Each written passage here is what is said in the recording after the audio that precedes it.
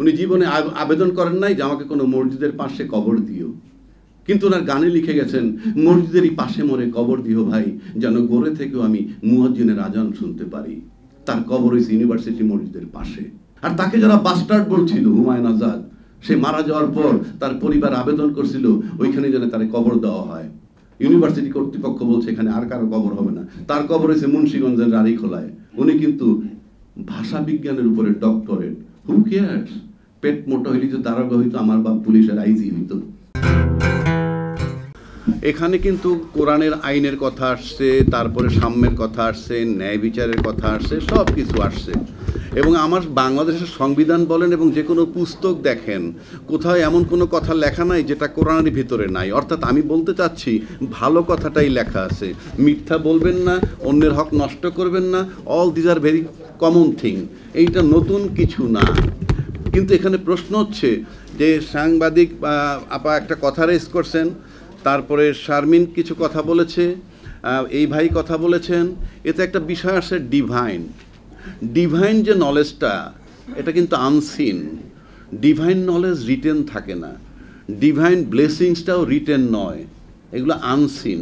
এটা অর্জন করতে হয় এবং এটা দান সূত্রে পাওয়া যায়। এবং আল্লাহ পাক আপনাকে দান করলেই পাবেন, সাধনা করে পাবেন না। আপনি সাধনা করে গান শিখলে আমার মতো একজন সিঙ্গার হতে পারবেন, কথার কথা। আপনি যদি লতা মঙ্গেশকর হতে চান তাহলে আপনার ডিভাইন ব্লেসিংস লাগবে। ওখানে সবাই সাধনা করে যেতে পারে না, সেই অর্থে বলছি। তারপর এখন এখানে কথা আসছে আইনের চোখে সবাই সমান। এটা সংবিধানে লেখা আছে, কোরআন শরীফে লেখা আছে, সবাই সব জায়গায় ঠিক আছে। আমি নিজে লিখলেও তাই লিখি, কিন্তু প্রশ্ন তার কাছে যদি সমান না হয়, আপনি কাগজ দিস্তার পর দিস্তা লিখে রাখেন, কিন্তু যে প্রয়োগ করবে সে যদি দেখে যে আসামি একজন সুন্দরী মহিলা, তাকে মার্সি করা দরকার, তর্কের খাতিরে বলেন, কেউ খারাপ অর্থে নেবে না, আমি খুব বাস্তববাদী কথা বলতেছি। আবার কেউ যদি নিজের পরিচয়টা গোপন রাখলো, দেখলো আসামি তার আত্মীয়দের সম্পর্কের, সে খালাস হয়ে গেল, আপনার বিবেক কাজ করলো না। তার মানে হচ্ছে যিনি আইনটা প্রয়োগ করবেন তিনি সঠিক কিনা। তিনি সঠিক হলে কাগজে এটা লেখা লাগে না। আর কাগজে লেখার মানে এই না যে কাগজে লিখছে বলে আপনি ভিতরে আছেন। 2 নম্বর আসেন, আমরা এখানে বলছি কোরআন পাঠ করা, এই কথাটা বলছেন সাংবাদিক আপা, আমি তার সাথে একমত। কোরআন পাঠ করা আর কোরআন ধারণ করা কিন্তু এক নয়। কেন নয়? এখানে আমরা সবাই ছাত্র ছিলাম, ছাত্র জীবনে কিন্তু সবাই জার্নি বাই বোট, কাউ রচনা ইংরেজিতে সবাই লিখে আসছে পরীক্ষার খাতায়। উনি পাঠ করছেন, মুখস্থ করছেন, খাতায় লিখে আসছেন, নাম্বার পেয়েছেন, পাস করেছেন।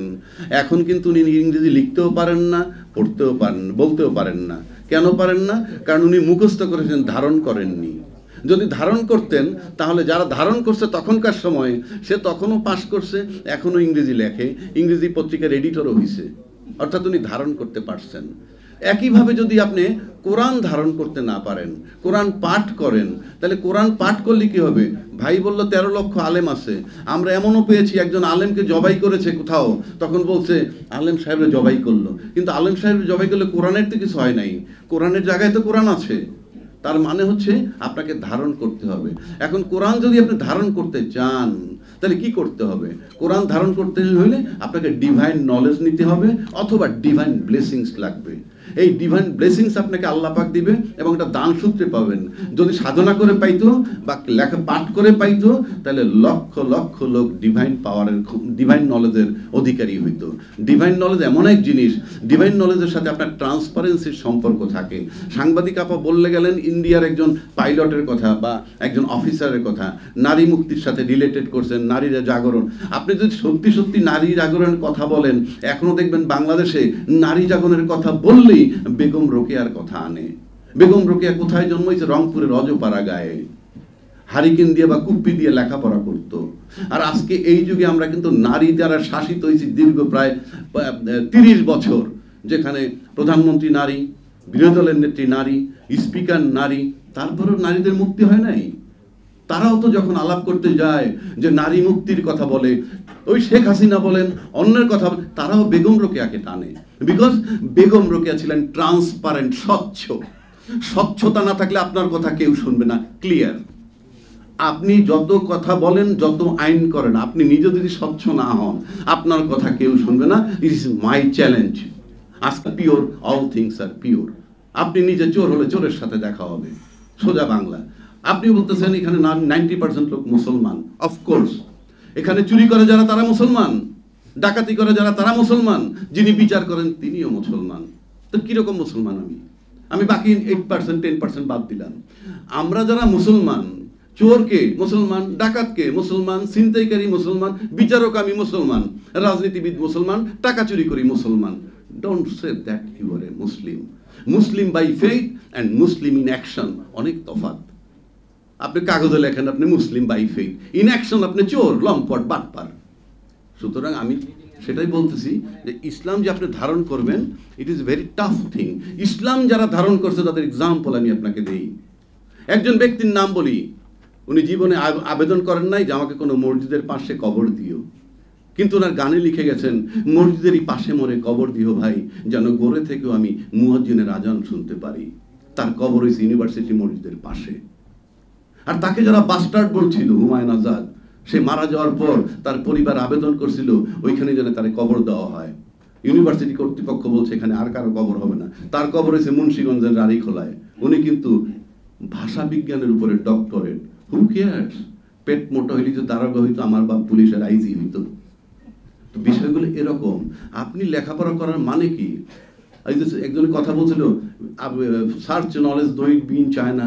আবার সক্রেটিস বলছিল our first step to knowledge is to know that we are ignorant. আর আমি ব্যক্তিগতভাবে বলি, কেউ যদি বুঝতে হয় যে সে মূর্খ লোক, এই মূর্খ, সে যে মূর্খ এটা জানতে হলে তার বিএ পাস করতে হবে। বিএ পাস করার পর একটা লোক বুঝতে পারে যে সে মূর্খ, সে কিছুই জানে না। So this is the thing happening. সুতরাং আপনি কোরআন ধারণ করবেন। কোরআন যদি ধারণ করতে পারেন তাহলে আপনার ভিতর থেকে ওই কথা আসবে, রমজানের এই রোজার শেষে এলো খিচুড়ির গানটা কে লিখছে? পাগল নজরুল। কার রিকোয়েস্টে? আব্বাস উদ্দিনের রিকোয়েস্টে। বাংলাদেশে ওলামা ইলামের কোনো অভাব নাই, হাজার হাজারে ওলামা আছে। আজও পর্যন্ত 1930 সালে এই গান লিখছে, এখনো রোজার শেষে ওই গানটাই বাজে, রমজানের এই রোজার শেষে এলো খুশির। কই তাফসিরে কোরআন যারা এত বললেন তারা একখান গান লেখেন না? কোথায় সেই গান? এটার মানে হচ্ছে আপনি যদি কোরআন ধারণ করতে পারেন তাইলে এই টেক্সট আপনার ভিতর থেকে বের হবে। এখন বলবেন নজরুল একজন ওলি আল্লাহ ছিল, ভালো কথা, আমি বলি এছাড়াও লোক আছে যার গান শুনলে আপনার কাছে মনে হবে যে এটা বোধহয় নজরুল লিখছে, যে নবী মোর পরশমণি, নবী মোর সোনার খনি, নবী নাম জপে যেজন সেই তো দোজাহানের খনি। আবার এই না, আরেকটা হলো আল্লাহু আল্লাহু তুমি জানলে জালালু, শেষ কর। এটা নজরুল লেখেন নাই, বহু মানুষের ধারণাটা নজরুল লিখছে। এটা কেরানীগঞ্জের অজপাড়া গায়ের এক ভদ্রলোক, তার নাম সিরাজ ইসলাম, উনি মারা গেছেন। নিশ্চয়ই সে কোরআন ধারণ করতেন, তাই এটা লিখতে পারছেন। আপনি যখন কোরআন ধারণ করতে পারবেন, পৃথিবীর সমস্ত জ্ঞান আপনার ভিতরে এসে একত্রীভূত হবে, আপনার কিচ্ছু করা লাগবে না। রাসূল পাকরে বলা হয়তো লিভিং কোরআন। লিভিং কোরআন মানে জীবন্ত কোরআন। উনি যদি ডানে তাকাইতেন 18,000 মাকলুকের ডান। রাসূল পাকের শাহাদাত আঙ্গুলের ইশারায় চন্দ্র দ্বিখণ্ডিত হয়ে গেছে, আমরা ইতিহাস জানি। আমি যদি 2 লক্ষ বার কুল আল্লাহ সূরা পড়ে এখানে একটা ফু দেই, একটা শিকি হবে? হবে না। তার রিপিটিশন, ব্যাখ্যা সহ। আর আমরা যারা কোরআন পড়ি, টেবিলের উপরে কোরআন শরীফ রেখে পড়তেছি, ফাওয়াইলুল লিল মুসাল্লিন আল্লাযিনা, ফর এক্সাম্পল। রাসূল পাক যখন কোরআন রিসিভ করতেন তখন কানের পাশ দিয়ে মশা গেছে, থাপড় দিয়ে মশা মারতেছে। So that is the thing. আপনাকে কোরআন ধারণ করতে হবে। আপনি কোরআনের আইনের পুস্তকে লেখেন নো রেজাল্ট। কেন জানেন? Law can put a break on crime, it can't change the attitude of man.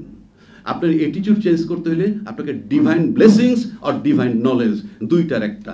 Divine knowledge অর্জন করা খুবই কঠিন, বাট ডিভাইন ব্লেসিংস আপনি পেতে পারেন সেটা ভালো কাজ করার মাধ্যমে। আর আপনি ট্রান্সপারেন্ট হওয়া হলে আপনার পূর্ব শর্ত। কাজেই আপনি ল দিয়ে কিচ্ছু ঠিক করতে পারবেন না যতক্ষণ পর্যন্ত আপনার নিজের ইন্টারনাল চেঞ্জ হবে। আপনার প্রত্যেকে নিজে নিজে চেঞ্জ হন, কোনো ল লাগবে না। ল দিয়ে আপনি কি করবেন? আপনি কি করবেন ল দিয়ে? আমি তো বললামই, চোর ডাকাত সবই মুসলমান, বিচারও করে মুসলমান। একদম সবশেষে একটা কথা বলে দিই, আমি লম্বা করব না। সেটা হলো, আপনারা সবাই বাইং মাছ চিনেন, সাপের মতো যে মাছটা। সেই বাইং মাছ থাকে কোথায় সেটা বোধহয় আপনারা জানেন না। নিশ্চয়ই জানেন, সেটা থাকে পানিতে না, কাদায়, পানির তলে কাদায়। কিন্তু বাজারে আপনি একটা মাত্র মাছ দেখবেন, বাইং মাছ, যার গায়ে কোনো কাদা থাকে না। কেন জানেন? আপনি যখন তুলে নিয়ে আসেন তার গায়ে কাদা থাকে না। অর্থাৎ সারা পৃথিবী তথা বাংলাদেশ করাপ্ট বা করাপশন বা কাদায় ভরা। এর ভিতরে আপনি আমি সবাই বাইং মাছের মতো যদি বাঁচতে পারি, তবেই দেশের শান্তি আসবে। ধন্যবাদ সকলকে।